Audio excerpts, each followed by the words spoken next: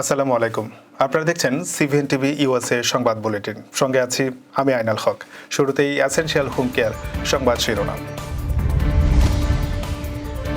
যুক্তরাষ্ট্র থেকে অবৈধ বাংলাদেশিদের ফেরত পাঠানোর খবরে আতঙ্ক। ট্রাম্পকে ইউরোপের নিরাপত্তার জন্য হুমকি মনে করেন পশ্চিম ইউরোপের নাগরিকরা। ইসি সঠিকভাবে কাজ করলে জুনের মধ্যে নির্বাচন সম্ভব, মন্তব্য রিজভির। বাংলাদেশ নিয়ে ভারত ও যুক্তরাজ্যের পররাষ্ট্রমন্ত্রীর আলোচনা। এবং পরিবেশ রক্ষায় চট্টগ্রামে যাত্রা শুরু করল clean Bangladesh plastic exchange corner. শুনছিলেন এসেনশিয়াল হোম কেয়ার সংবাদ শিরোনাম। এবারে বিস্তারিত। যুক্তরাষ্ট্রে অভিবাসন নীতির কড়াকড়ি বাড়ায় বাংলাদেশি প্রবাসীদের মধ্যে উদ্বেগ ছড়িয়ে পড়েছে। কংগ্রেস অতিরিক্ত বরাদ্দ অনুমোদনের পর দেশজুড়ে অবৈধ অভিবাসীদের বিরুদ্ধে আইস অভিযান জোরদার করেছে। নিউ ইয়র্কে, ক্যালিফোর্নিয়া, টেক্সাস, ফ্লোরিডা সহ বিভিন্ন রাজ্যে বসবাসরত প্রবাসীরা নিরাপত্তাহীনতায় ভুগছেন। বিভিন্ন সূত্রে জানা গেছে, যুক্তরাষ্ট্রে বৈধভাবে অবস্থানের অনুমতি ও কাগজপত্র না থাকার কারণে বাংলাদেশের 400 থেকে 500 নাগরিককে ফেরত পাঠানোর জন্য এরই মধ্যে দেশটির সরকার চিহ্নিত করেছে। সেখানে প্রয়োজনীয় আইনি সুরক্ষা দিতে ব্যর্থ হলে তাদের সবাইকে দেশে ফিরতে হতে পারে। বহু বছর ধরে যুক্তরাষ্ট্রে থাকা কিন্তু স্থায়ী বাসিন্দার অনুমতি না পাওয়া বাংলাদেশিদের অনেকের বিরুদ্ধেই বহিষ্কারের নির্দেশ রয়েছে। রেস্টুরেন্ট, মুদি দোকান, নির্মাণ শিল্প ও পরিবহন খাতে কর্মরতদের মধ্যে আতঙ্ক চরমে পৌঁছেছে। অনেকে বাসা পরিবর্তন করেছেন ও কর্মস্থল ছেড়েছেন। বাংলাদেশ থেকে স্টুডেন্ট ভিসায় আসা অনেক শিক্ষার্থীও সমস্যায় রয়েছেন। যারা পড়াশোনা চালিয়ে যেতে পারেননি তাদের ভিসা বাতিল হয়েছে। তারা রাজনৈতিক আশ্রয় বা বিয়ের মাধ্যমে ইমিগ্রেশন স্ট্যাটাস পরিবর্তনের চেষ্টা করলেও খুব কম সংখ্যক সফল হচ্ছেন। আইসিএর অভিযানের কারণে বাংলাদেশে অধ্যুষিত এলাকাগুলোতে ব্যবসা বাণিজ্যে প্রভাব পড়েছে। কর্মচারীর সংখ্যা কমেছে, ক্রেতার আনাগোনা কমে গেছে, এমনকি ইফতারেও রেস্টুরেন্টগুলো ফাঁকা থাকছে। গ্রেফতারের ভয়ে অনেকেই সেলফোন নম্বর পরিবর্তন করছেন। অভিবাসন বিশেষজ্ঞরা মনে করছেন পরিস্থিতি আরও দীর্ঘস্থায়ী হতে পারে এবং প্রবাসী বাংলাদেশিদের জন্য কঠিন বাস্তবতা তৈরি করতে পারে। পশ্চিম ইউরোপের 5টি দেশের বেশিরভাগ মানুষ মনে করেন মার্কিন প্রেসিডেন্ট ডোনাল্ড ট্রাম্প ইউরোপের শান্তি ও নিরাপত্তার জন্য হুমকি। যুক্তরাজ্য ভিত্তিক জরিপ সংস্থা ইউগাফ পরিচালিত এক জরিপে এই তথ্য উঠে এসেছে। ফ্রান্স, জার্মানি, ইতালি, স্পেন ও যুক্তরাজ্যে পরিচালিত জরিপে দেখা গেছে, ইউক্রেন যুদ্ধের পর মার্কিন নীতির পরিবর্তনে ইউরোপীয় নেতারা উদ্বিগ্ন। সাম্প্রতিক সময় ট্রাম্প ও মার্কিন ভাইস প্রেসিডেন্ট জেডি ভ্যান্স ইউক্রেনের প্রেসিডেন্ট ভলোদিমির জেলেনস্কির সঙ্গে উত্তপ্ত বাক্য বিনিময় করেন এবং এরপরেই ওয়াশিংটন ইউক্রেনের জন্য সামরিক সহায়তা স্থগিত করে। জরিপ অনুযায়ী ফ্রান্সের 69%, জার্মানির 74%, স্পেনের 75% ও যুক্তরাজ্যের 78% নাগরিক মনে করেন ট্রাম্প ইউরোপের নিরাপত্তার জন্য বড় হুমকি। এদিকে রাশিয়ার সঙ্গে যুক্তরাষ্ট্রের সম্ভাব্য সমঝোতা নিয়েও ইউরোপীয়দের মধ্যে শঙ্কা দেখা দিয়েছে। ইউরোপের নেতারা কিয়েভের পাশে থাকার অঙ্গীকার করলেও জরিপে দেখা গেছে অনেক নাগরিকই মনে করেন ইউক্রেনকে বাদ দিয়ে করা যে কোনো শান্তি চুক্তি গ্রহণযোগ্য নয় এবং এতে ইউরোপের নিরাপত্তা আরও ঝুঁকিতে পড়তে পারে। বিএনপির সিনিয়র যুগ্ম মহাসচিব রুহুল কবির রিজভী বলেছেন, নির্বাচনের জন্য গড়িমসি কেন? নির্বাচনের জন্য ডিসেম্বর পর্যন্ত সময় লাগবে কেন? শুধুমাত্র নির্বাচন কমিশন সঠিকভাবে কাজ করলে জুনের মধ্যেই জাতীয় নির্বাচন সম্ভব। শুক্রবার বেলা 11:30টার দিকে রাজশাহীর ভুবনমোহন পার্কে ছাত্র জনতার গণঅভ্যুত্থান ও শেখ হাসিনা সরকারের আমলে আইনশৃঙ্খলা বাহিনীর গুলিতে রাজশাহীতে আহত ও চাঁপাইনবাবগঞ্জের শহীদ পরিবারের সঙ্গে সাক্ষাৎ ও দোয়া অনুষ্ঠানে তিনি এই কথা বলেন। তিনি বলেন, আমাদের তো সংবিধান আছে, সংশোধনের উপায় আছে, তাহলে গণপরিষদের কথা আসছে কেন? এই কথাগুলো জনগণের মধ্যে ধোঁয়াশা তৈরি করছে। রিজভী বলেন, ভারত বাংলাদেশকে তাবেদার রাষ্ট্র বানিয়েছিল, আর এখন ভারতের শেখ হাসিনার দোসরদের বাগান বাড়ে। শেখ হাসিনার দোসররা ভারতে আশ্রয় পেয়েছে।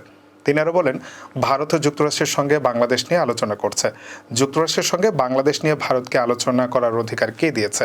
রিজভী অভিযোগ করেন, শেখ হাসিনার টার্গেট ছিল বিএনপিকে ধ্বংস করা। শেখ হাসিনা তার ব্যক্তিগত আক্রোশের প্রতিফলন ঘটাতেন আদালতের মাধ্যমে।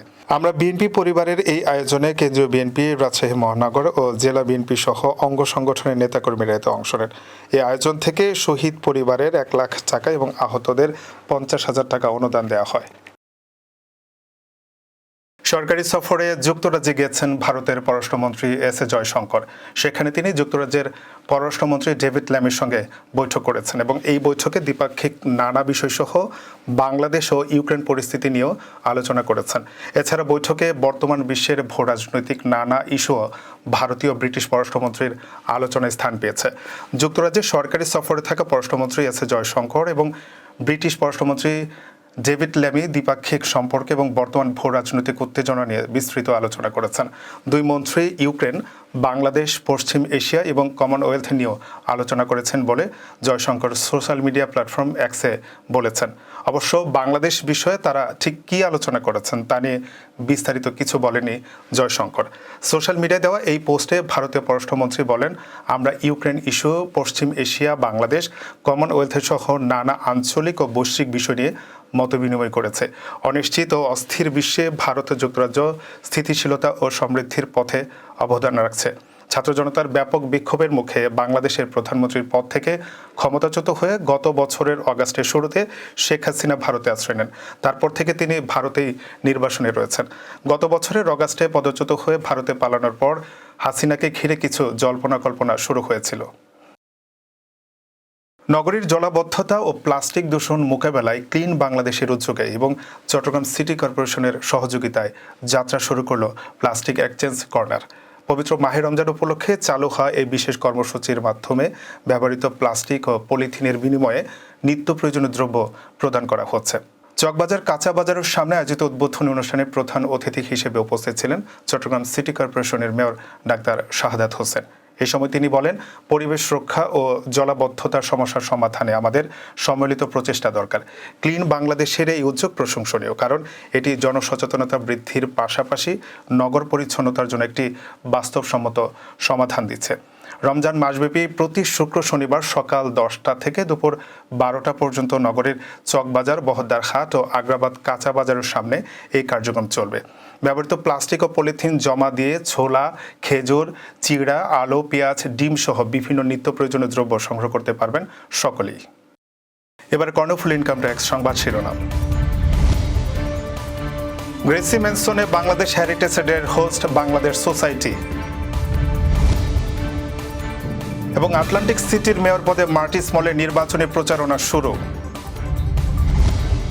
আবারও স্বাগত সিবিএন টিভি ইউএসএ সংবাদ বুলেটিনে। শুনছিলেন কর্ণফুলী ইনকাম ট্যাক্স সংবাদ শিরোনাম। এবারে বিস্তারিত। যুক্তরাষ্ট্রের নিউ ইয়র্কে গ্রেসি ম্যানসনে বাংলাদেশ হেরিটেজ ডে উদযাপনে Bangladesh society USA host committee হিসেবে মনোনীত হয়েছে। গত রোববার দুপুরে নিউ ইয়র্কে সোসাইটির নিজস্ব কার্যালয়ে অনুষ্ঠিত মাসিক সভায় এ তথ্য জানানো হয়। সভায় জানানো হয়, গত দুবারের মতো এবারও নিউ ইয়র্ক সিটির মেয়র এরিক অ্যাডামসের বাসভবন গ্রেসি ম্যানসনে বাংলাদেশ হেরিটেজ ডে উদযাপন করা হবে। এবারের অনুষ্ঠানে হোস্ট কমিটি হিসেবে বাংলাদেশ সোসাইটিকে মেয়র অফিস থেকে মনোনীত করা হয়েছে। প্রেস্টিজিয়াস এই অনুষ্ঠানটি হোস্ট করতে সকলের মতামত জানতে চাইলে উপস্থিত সকলে আয়োজনে সম্পৃক্ত থাকার বিষয়ে মতামত দেন। যুক্তরাষ্ট্রের নিউ জার্সি রাজ্যের আটলান্টিক সিটির মেয়র পদে পুনরায় লড়ছেন বর্তমান মেয়র মার্টি স্মল সিনিয়র। আগামী 10 জুন অনুষ্ঠিতব্য প্রাইমারি নির্বাচনে তিনি ডেমোক্র্যাট দলের প্রার্থী হয়েছেন। মঙ্গলবার সন্ধ্যায় নির্বাচনী সমাবেশ করেছেন তিনি। সমাবেশে মার্টি স্মল প্রাইমারি নির্বাচনে তাকে ও তার রানিংমেট কাউন্সিল অ্যাটলার্স প্রার্থী স্টেফেনি মার্শাল, প্যাট্রিসিয়া বেইলি ও সোহেল আহমেদকে ভোট দিয়ে জয়ী করার জন্য কর্মী ও সমর্থক সহ আটলান্টিক সিটির ভোটারদের প্রতি আহ্বান জানান। আটলান্টিক সিটি ডেমোক্র্যাট কমিটির চেয়ারওম্যান কনস্ট্যান্স ডেসে চ্যাপম্যানের সঞ্চালনায় সমাবেশে বাংলাদেশ অ্যাসোসিয়েশন অফ সাউথ জার্সির সভাপতি জহিরুল ইসলাম বাবুল ও সাধারণ সম্পাদক জাকিরুল ইসলাম খোকা, বাংলাদেশ অ্যাসোসিয়েশন অব আটলান্টিক কাউন্টির সভাপতি শহীদ খান সহ কমিউনিটির গণ্যমান্য ব্যক্তিবর্গ উপস্থিত ছিলেন। সমাবেশে মেয়র মার্টি স্মল সুধীজনদের সামনে তার মেয়াদকালে আটলান্টিক সিটিতে বিভিন্ন উন্নয়ন কর্মকাণ্ডের ফিরিস্তি তুলে ধরেন। এছাড়া তিনি আগামী মেয়াদে তার বিভিন্ন কর্মপরিকল্পনাও তুলে ধরেন।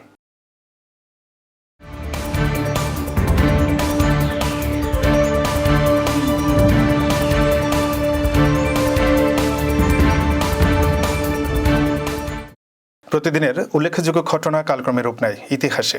চলুন এক নজরে দেখে নেওয়া যাক আজকের দিনে ঘটে যাওয়া উল্লেখযোগ্য কিছু ঘটনা। 1876 সালের আজকের এই দিনে আলেকজান্ডার গ্রাহাম বেল তার তৈরি টেলিফোন প্যাটেন্ট করেন। 1973 সালের আজকের এই দিনে বাংলাদেশে প্রথম সাধারণ নির্বাচন অনুষ্ঠিত হয়। 1971 সালের আজকের এই দিনে রমনার রেসকোর্স ময়দানে বর্তমান সোহরাওয়ার্দী উদ্যানে বঙ্গবন্ধু শেখ মুজিবুর রহমান বাংলাদেশে মুক্তি সংগ্রামের আহ্বান জানিয়ে ঐতিহাসিক ভাষণ দেন। দর্শক, এই ছিল সিবিএন টিভি ইউএসএ সংবাদ বুলেটিনে। শেষ করছি, পরবর্তী বুলেটিন দেখার আমন্ত্রণ জানিয়ে এতক্ষণ সাথে থাকার জন্য ধন্যবাদ সবাইকে।